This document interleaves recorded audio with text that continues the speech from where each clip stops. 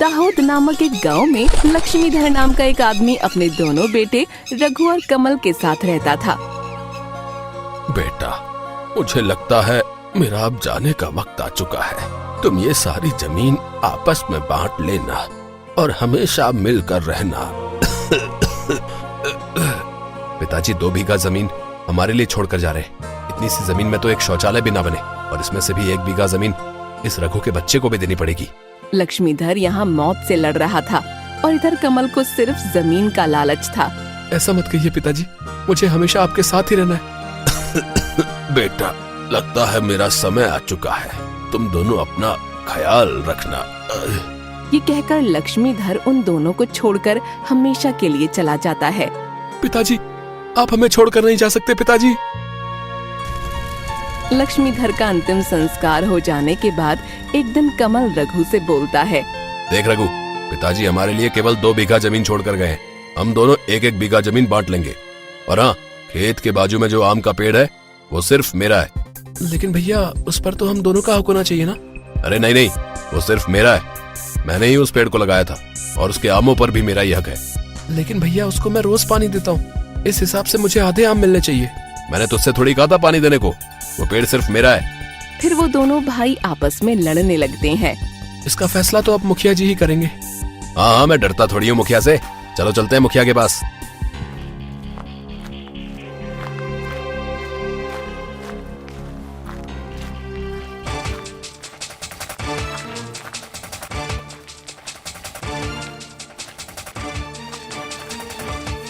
क्या हुआ रघु और कमल, तुम यहाँ क्यों आए हो?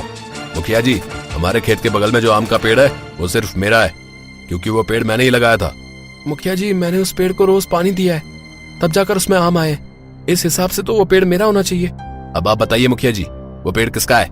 ये तो तुमने मुझे मुसीबत में डाल दिया भाई। मुखिया कुछ देर सोचता है और फिर उसको घर में एक सिक्का दिखाई देता है और फिर मुखिया वो सिक्का अपने हाथ में रख लेता है। मेरे पास एक तरकीब है। मेरे हाथ में एक सिक्का है। इस सिक्के के एक तरफ लाल कलर और दूसरी तरफ नीला कलर है। तुमको इनमें से एक कलर चुनना होगा। फिर दोनों भाई एक एक कलर चुनते हैं। मुखिया जी, मैं नीला कलर लूंगा। और मुखिया जी, मैं लाल कलर लूंगा। अब मैं सिक्के को हवा में उछालता हूँ।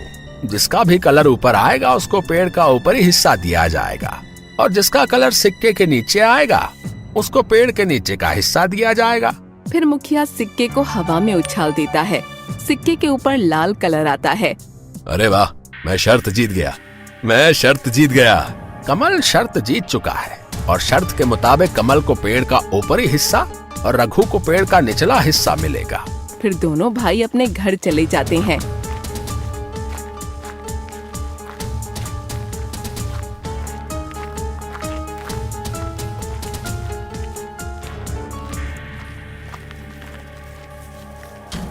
देख रघु, इस आम का ऊपरी हिस्सा मेरा है, इसलिए इसके आम पर सिर्फ मेरा हक है, और शर्त के मुताबिक तुझे इसके निचले हिस्से में पानी देना होगा। लेकिन भैया, मुझे इसमें से थोड़े से आम तो खाने दो। नहीं, इसमें से तुझे एक भी आम नहीं मिलेगा। अब जा और अपना काम कर। फिर रघु उदास होकर अपने घर चला जाता है। अब इन आमों को बेचकर मैं अच्छा पैसा कमाऊंगा और इस रघु के बच्चे को तो मैं लात मार कर निकाल दूंगा। फिर कमल कुछ आमों को टोकरी में लेकर बाजार चला जाता है।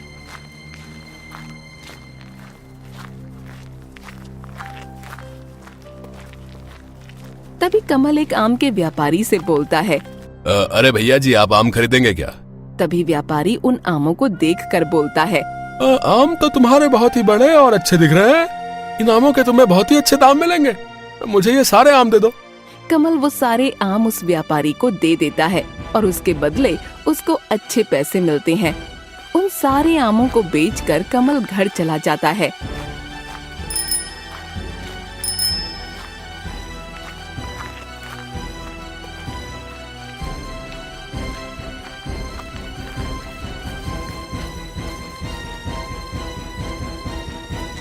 आज तो बड़ी अच्छी कमाई हुई। कल से मैं और ज्यादा आम ले आऊंगा। इधर कमल पैसे गिन रहा था और पास ही बैठा रघु उदास मन से ये सब देख रहा था। ऐसे क्या देख रहा है? जा जाकर पेड़ में पानी देकर आ। और हाँ, अगर एक भी आम को हाथ लगाए तो तेरी हड्डी पसली एक कर दूंगा। फिर रघु पेड़ को पानी देने चला जाता है।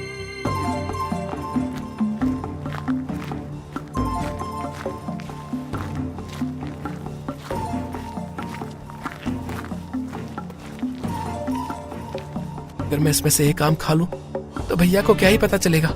रघु जैसे ही एक आम खाने लगता है तभी वहाँ कमल आ जाता है। रघु, तेरी ये मजाल, तूने मेरे आम को हाथ कैसे लगाया? मुझे माफ कर दीजिए भैया, बहुत तेज भूख लग रही थी इसलिए मैंने एक आम खा लिया। क्या? तूने मेरा एक आम खा लिया? निकल जा मेरे घर से, अब मेरे घर में आने की कोई जरूरत नहीं है। भैया मुझे माफ कर दो, आपके बिना मैं कहाँ जाऊंगा, मेरा इस दुनिया में आपके अलावा कोई भी नहीं है। अरे कहीं भी जा, मुझे इससे क्या, लेकिन अब मेरे घर में आने की कोई जरूरत नहीं है। फिर कमल रघु को धक्के मारकर घर से बाहर निकाल देता है और रघु भटकता हुआ एक जंगल में चला जाता है।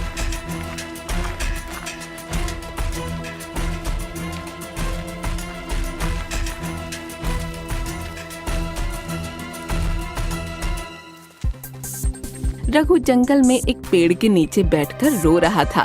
तभी वहाँ पर एक साधु बाबा आ जाते हैं और उससे पूछते हैं, क्या हुआ बेटा, तुम रो क्यों रहे हो, क्या परेशानी है तुमको?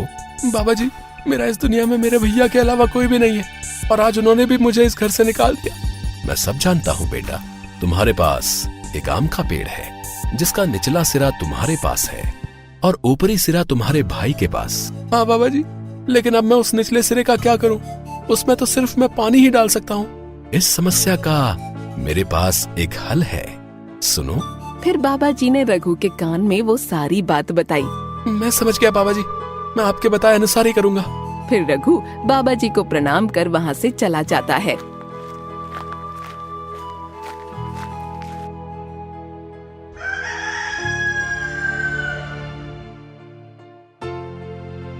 आज मैं ज्यादा आम तोड़ लेता हूँ, अगर ज्यादा आम बेचूंगा तो ज्यादा मुनाफा होगा।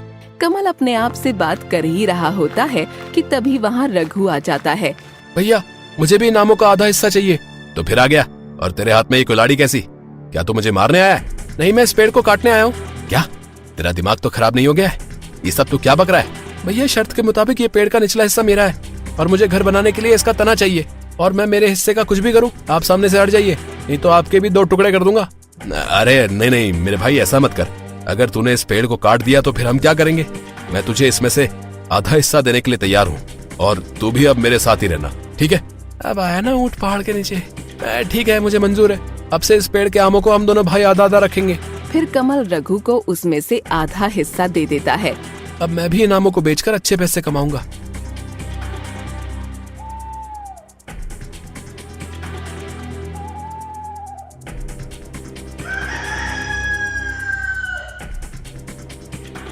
अगले दिन दोनों भाई अपनी अपनी आमों की टोकरी लेकर बाजार निकल जाते हैं।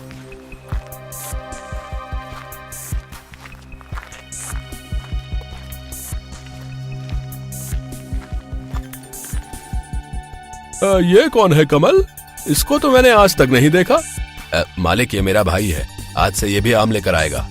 अच्छा ठीक है, अब जल्दी से मुझे ये सारे आम दे दो, मुझे इनको लेकर बाहर जाना है। दोनों भाई अपने अपने आम उस व्यापारी को दे देते हैं और व्यापारी दोनों भाइयों को पैसे दे देता है। फिर वो दोनों भाई अपने घर चले जाते हैं। घर पहुंचकर कमल के दिमाग में खिचड़ी पकने लगती है। इस रघु के बच्चे को आधा हिस्सा देने से मेरा मुनाफा बहुत ही कम हो रहा है, मुझे कुछ तो करना चाहिए। रात को जब दोनों भाई सोने के लिए जाते हैं तब कमल रघु से कहता है, अरे रघु, मैं कुछ काम से बाजार जा रहा हूँ, तू घर पर ही रहना, मैं जल्द ही आ जाऊंगा। लेकिन भैया, आप इतनी रात को बाजार क्यों जा रहे हो? सुबह चले जाना। तुझसे एक बार बोल दिया ना, अब चुपचाप जाकर सो जा, मैं थोड़ी देर में आता हूँ। ये कहकर कमल बाजार चला जाता है।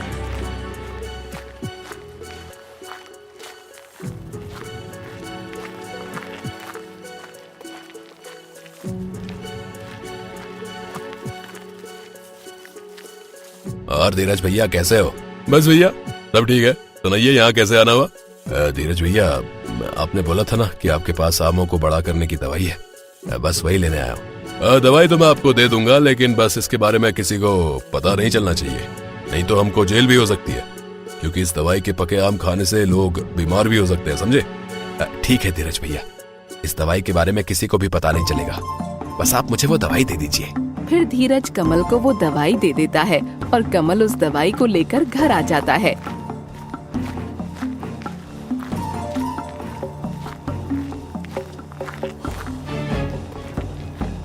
रघु अभी सो रहा है। मैं चुपके से ये दवाई अपनी टोकरी के आमों में मिला देता हूँ। कल तक ये सारे आम बड़े हो जाएंगे और मेरा मुनाफा दोगुना हो जाएगा। फिर कमल उन सभी आमों में वो दवाई मिला देता है। अब आएगा ना मजा। मेरा नाम कमल है। मैंने अच्छे अच्छों को कीचड़ में डुबोया है।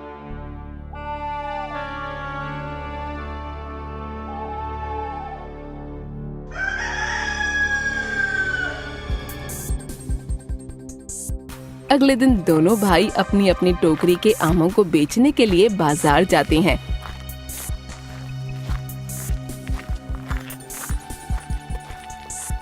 सबसे पहले रघु अपने आमों को व्यापारी को तोलने को देता है।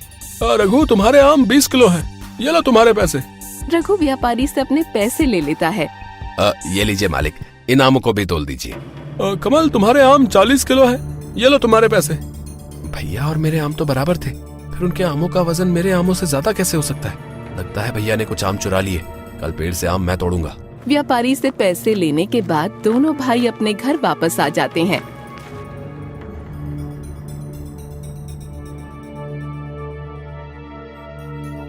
आज तो मुझे रघु से दुगना मुनाफा हुआ है। अब मैं रोज इस दवाई को अपने आमों में मिलाऊंगा। फिर दोनों भाई अपने पेड़ पर आम तोड़ने के लिए चले जाते हैं। भैया, आज पेड़ से आम मैं तोड़ूंगा और आप नीचे रहकर इन आमों को टोकरी में भरना। ठीक है रघु, तू ऊपर चढ़कर आम तोड़, मैं नीचे रहकर आमों को टोकरी में भरता हूँ। फिर दोनों भाई अपने अपने काम में लग जाते हैं। आमों की टोकरी भर जाने के बाद दोनों भाई अपनी अपनी टोकरी लेकर घर आ जाते हैं।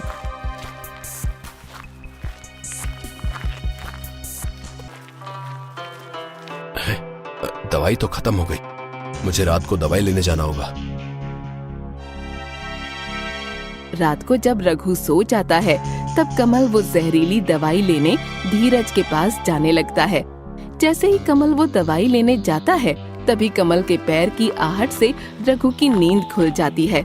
अरे, ये भैया इतनी रात को कहाँ जा रहे हैं? मुझे इनका पीछा करना होगा। फिर रघु कमल का पीछा करने लगता है।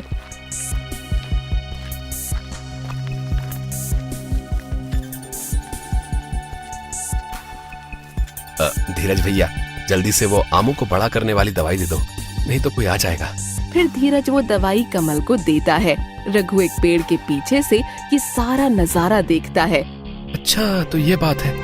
भैया आमों को बड़ा करने के लिए इसमें जहरीली दवाई मिलाते हैं। फिर कमल वो दवाई लेकर घर आ जाता है।